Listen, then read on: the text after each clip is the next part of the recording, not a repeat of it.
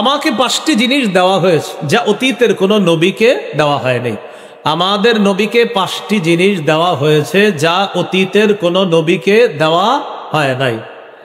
এই 5টি জিনিস কি? 1 নম্বর, নুসিরতু বির-রু'বি মাসিরাতা শাহরিন, আমাকে প্রভাব দ্বারা সাহায্য করা হয়েছে। আমি যখন কোনো কওমের বিরুদ্ধে লড়াই করতে যাব, 1 মাসের দূরত্বে যারা থাকবে তাদের অন্তরে আমার ব্যাপারে কাঁপন সৃষ্টি করা দেওয়া হয়, ভয়ে ভীতি সৃষ্টি করে দেওয়া হয়।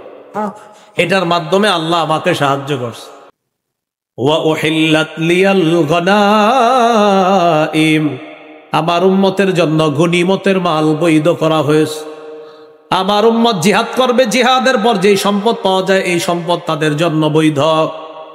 3 নাম্বার, ওয়া জুইলাত লিয়াল আরদু মাসজিদান ওয়া তাহুরা, আমার উম্মতের জন্য পুরা পৃথিবীটা মসজিদ বানায় দেওয়া হয়েছে। সুবহানাল্লাহ, পুরা জমিন, পুরা পৃথিবীটা। এই দোকানদার যারা আছেন, নামাজের সময় মালিক যদি যাইতে না দেয় দোকানেই নামাজ পড়ে ফেলবেন।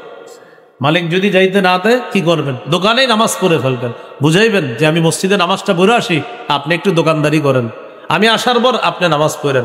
যদি কাটা তোর যাইতে দিব না, আপনি ইস্তেঞ্জার বাহানা কইরা ইস্তেঞ্জা তো করতে দিবে, ইস্তেঞ্জা তো করতে দিবে মালিক। ইস্তেঞ্জার বাহানায় গিয়ে ওযু করে আইসা দোকানেই নামাজ পড়ে ফেলবেন। কি করা এখন?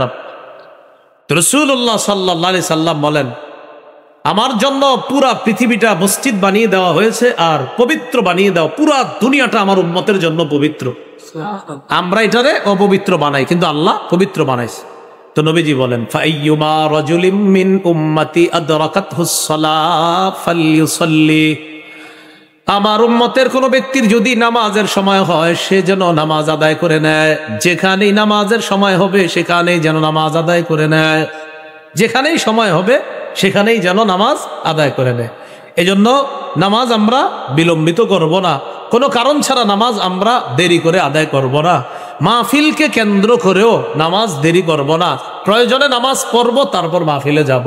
কিন্তু এমন যেন না হয় আগে বয়ানটা শুনি পরে অনেক দেরি করে গিয়ে, যেমন আমিও তো প্রথমে বললাম, আমার বয়ানে শোনার সময়ও যদি কেউ থাকেন যে নামাজটা এখনো পড়েন নাই, আল্লাহর রাস্তায় আপনি চলে যান, তাড়াতাড়ি গিয়ে নামাজ পড়েন, ওইটা ফরজ। এটা না শুনলে আপনার গুনাহ হবে না, ওটা ছেড়ে দিলে আপনার জবাবদিহিতা করতে হবে।